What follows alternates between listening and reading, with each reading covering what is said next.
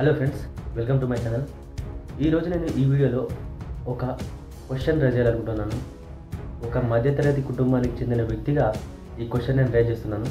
అదేంటంటే, ఒక గవర్నమెంట్ జాబ్కి అప్లై చేసినప్పుడు లేదా ఒక ఎంట్రన్స్ ఎగ్జామ్కి అప్లై చేసినప్పుడు మనం కట్టే అప్లికేషన్ ఫీజు, ఈ అప్లికేషన్ ఫీజు ఎక్కువగా ఉండడం వల్ల మనం చాలా ఇబ్బంది పడతాం.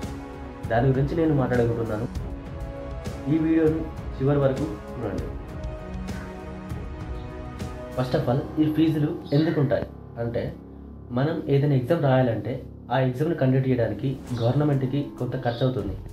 ఫర్ ఎగ్జాంపుల్కు అప్లికేషన్స్ ప్రాసెస్ చేయడం, అడ్మిట్ కార్డు ఇవ్వడం, ఎగ్జామ్ సెంటర్లు మేనేజ్ చేయడం, రిజల్ట్ ఇవ్వడం, ఇలా చాలా ఖర్చులు ఉంటాయి కదా.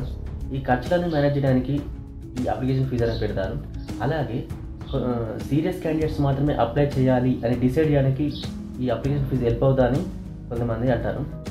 ఇక్కడ గుడ్ థింగ్ ఏంటంటే, ఎస్సీ, ఎస్టీ, పీడబ్ల్యూబీడీ వాళ్ళకి రిజర్వేషన్ కేటగిరీ ఉంటుంది కాబట్టి వాళ్ళకు కొన్ని ఎగ్జామ్లకు ఫీజులు తక్కువ ఉంటాయి.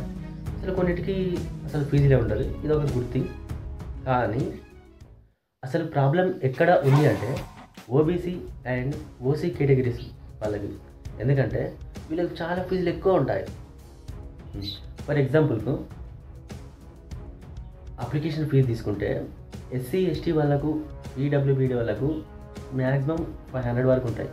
నాకు తెలిసినంత వరకు అంతకంటే ఎక్కువ ఉండవు.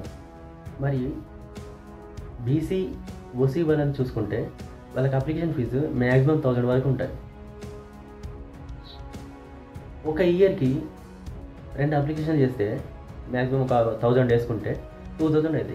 కానీ ఒక ఆస్పిరెంట్ ఒక ఇయర్లో 2 ఎగ్జామ్లు అప్లై చేయలేడు కదా. చాలా నోటిఫికేషన్ వస్తాయి, చేస్తూ ఉంటాడు.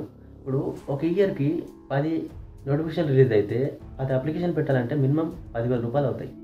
ఆ 10,000 రూపాయలు కాకుండా కోచింగ్ సెంటర్కి, బుక్స్కి, ట్రావెలింగ్, ఇలా చాలా ఖర్చులు ఉంటాయి. ఇప్పుడు ఓన్లీ అప్లికేషన్ ఫీజుకి 10,000 పెడితే వీటన్నిటి ఖర్చులు ఎలా మేనేజ్ చేయగలుగుతారు? అసలు నిరుద్యోగి అంటేనే ఉద్యోగం లేకుండా ఖాళీగా తిరిగేటోడు. అతని దగ్గర డబ్బులు ఎలా ఉంటాయి? అన్ని డబ్బులు పెట్టాలంటే ఎక్కడ తీసుకొస్తాడు? అది మనం ఆలోచించాలి. కానీ ఇక్కడే నాకు ఒక డౌట్ వస్తుంది. అందరూ సమానం అంటారు, ప్రజలందరూ సమానమే అంటారు, అందరికీ సమాన హక్కులు కల్పించాలి అంటారు. కానీ ఈ ఫీజుల విషయంలో ఇంత తేడా ఎందుకు? నిజం చెప్పాలంటే సోషల్ జస్టిస్ కోసం రిజర్వేషన్లు చాలా అవసరం. దానిపైన నాకు ఎలాంటి డౌట్ లేదు. కానీ ఓబీసీ, ఓసీలో కూడా అందరూ ధనికులు ఉండలేరు, డబ్బున్న వాళ్ళు ఉండలేరు కదా. చాలామంది, నాకు తెలిసినంత వరకు ఓబీసీలో, ఓసీలో కూడా చాలామంది పేదవాళ్ళు ఉన్నారు. వాళ్ళకి ఇది చాలా బర్డెన్గా అవుతుంది. సమానత్వం అంటారు కదా, నాకైతే సమానత్వం కనిపించట్లేదు. ఎక్కడ సమానత్వం ఉన్నది?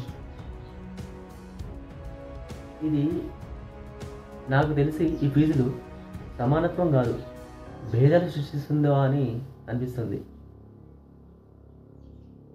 జాబ్ కోసం ప్రతి ఒక్క ఆస్పిరెంట్ ఒకే లెవెల్లో కష్టపడుతున్నప్పుడు ఈ తేడా వల్ల అన్ఈక్వల్ ఫీలింగ్ కలుగుతుంది.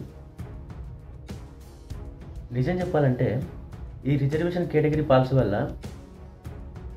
ఎస్సీ వాళ్ళకు, ఎస్టీ వాళ్ళకు కట్ ఆఫ్లో తేడా ఉంటుంది, ఎగ్జామ్ ఫీజులో తేడా ఉంటుంది.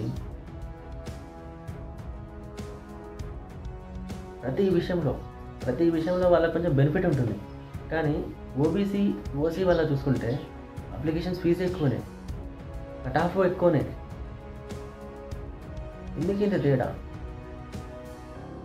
ట్రూత్ మాట్లాడుకుంటే నిజంగా లిటరలీ ఒక నోటిఫికేషన్ రిలీజ్ అయినప్పుడు ఆ నోటిఫికేషన్స్ ఓపెన్ చేసి చూస్తే ఫస్ట్ ఆఫ్ ఆల్ ఆ ఫీజు చూడగానే చుక్కలు కనబడుతున్నాయి.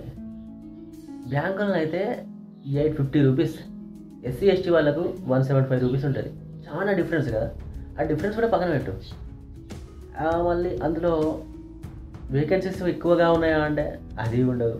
850 రూపాయలు పెట్టి నోటిఫికేషన్లో వేకెన్సీస్ ఒక 10 ఉంటే ఆ 10 వేకెన్సీస్ కోసం 850 రూపాయలు పెట్టాలంటే ఎంత ఆలోచించాలి?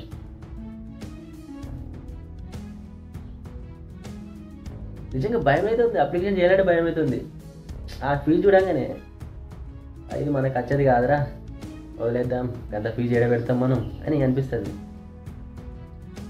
నా కోరిక ఏంటంటే రిజర్వేషన్ ఓకే, దాంట్లో నాకు ఎలాంటి డౌట్ లేదు, కానీ కనీసం ఎగ్జామ్ ఫీజులో అయినా తేడా చూపెట్టకుండా అందరికీ సమానంగా ఎగ్జామ్ ఫీజు ఉండేటట్లు చేస్తే కొంచెం బెటర్ ఉంటుందని నా ఒపీనియన్. డిఫరెన్స్ కూడా మరీ అంత డిఫరెన్స్ ఎందుకండి, కొంచెం ఆలోచించండి. గవర్నమెంట్ దీనికి పైన ఆలోచించి ఒక మంచి నిర్ణయం తీసుకుంటుందని ఆశిస్తున్నాను. ఈ వీడియోలో నేను ఎటువంటి తప్పులైనా మాట్లాడితే క్షమించండి. ఇది నేను ఒక మధ్యతరగతి కుటుంబానికి చెందిన వ్యక్తిలా బాధపడి చేస్తున్న వీడియో. ఇలా ఏమైనా తప్పులుంటే క్షమించండి. Thank you.